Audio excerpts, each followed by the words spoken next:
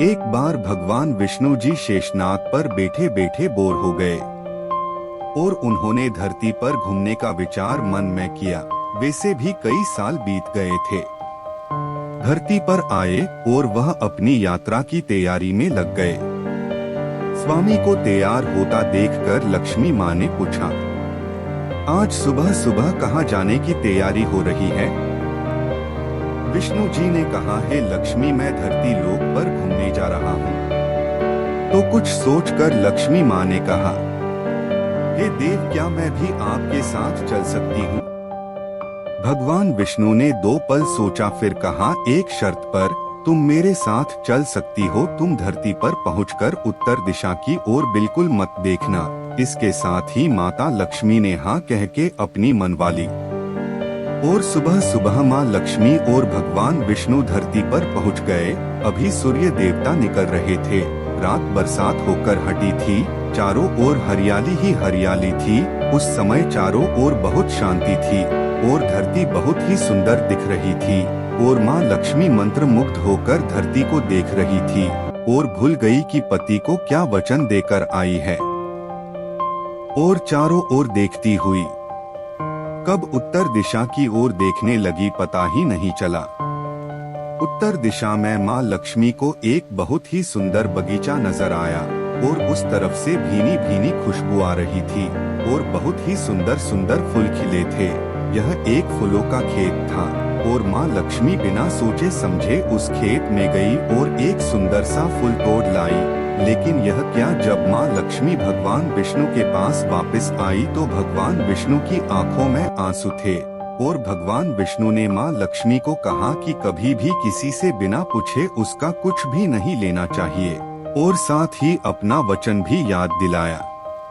माँ लक्ष्मी को अपनी भूल का पता चला तो उन्होंने भगवान विष्णु से इस भूल की माफी मांगी। तो भगवान विष्णु ने कहा कि तुमने जो भूल की है उसकी सजा तो तुम्हें जरूर मिलेगी। जिस माली के खेत से तुमने बिना पूछे फूल तोड़ा से है, यह एक प्रकार की चोरी है। इसलिए अब तुम 3 साल तक माली के घर नौकर बनकर रहो। उसके बाद मैं तुम्हें बैकुंठ में वापस बुलाऊंगा। माँ लक्ष्मी ने चुपचाप सर झुकाकर हाँ कर दी और माँ लक्ष्मी एक गरीब औरत का रूप धारण करके उस खेत के मालिक के घर गई। घर क्या, एक झोपड़ा था और मालिक का नाम माधव था। माधव की बीवी, 2 बेटे और 3 बेटियां थी। सभी उस छोटे से खेत में काम करके किसी तरह से गुजारा करते थे। माँ लक्ष्मी जब एक साधारण और गरीब औरत बनकर जब माधव के झोपड़े पर गई तो माधव ने पूछा, बहन तुम कौन हो और इस समय तुम्हें क्या चाहिए?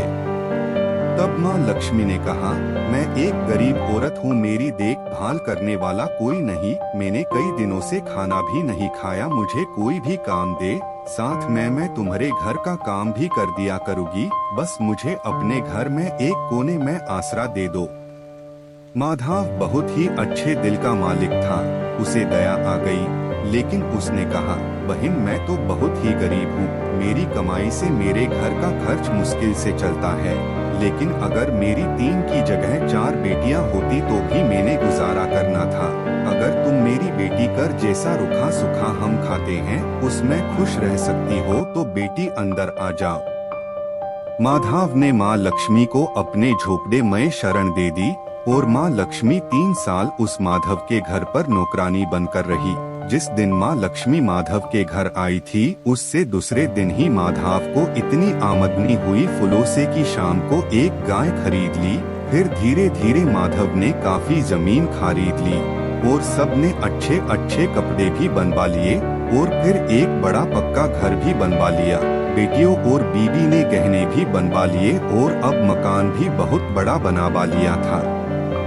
माधव हमेशा सोचता था कि मुझे यह सब इस महिला के आने के बाद मिला है। इस बेटी के रूप में मेरी किस्मत आ गई है मेरी। और अब 2 से 5 साल बीत गए थे, लेकिन माँ लक्ष्मी अब भी घर में और खेत में काम करती थी। एक दिन माधव जब अपने खेतों से काम खत्म करके घर आया तो उसने अपने घर के सामने द्वार पर एक देवी स्वरूप गहनों से लदी एक औरत को देखा। ध्यान से देखकर पहचान गया, अरे यह तो मेरी मुँह बोली चौथी बेटी यानी वही औरत है। और पहचान गया कि यह तो माँ लक्ष्मी है। अब तक माधव का पूरा परिवार बाहर आ गया था और सब हैरान होकर माँ लक्ष्मी को देख रहे थे। माधव बोला है, माँ हमें माफ कर, हमने तेरे से अनजाने में ही घर और खेत में काम करवाया है। माँ यह कैसा अपराध हो गया है, माँ हम सबको माफ कर दे। अब माँ लक्ष्मी मुस्कुराई और बोली है, माधव तुम बहुत ही अच्छे और दयालु व्यक्ति हो। तुमने मुझे अपनी बेटी की तरह से रखा, अपने परिवार के सदस्य की तरह से। इसके बदले मैं तुम्हें वरदान देती हूँ कि तुम्हारे पास कभी भी खुशियों की और धन की कमी नहीं रहेगी। तुम्हें सारे सुख मिलेंगे जिसके तुम हकदार हो। और फिर माँ अपने स्वामी के द्वारा भेजे रथ में बैठकर बैकुंठ चली गई।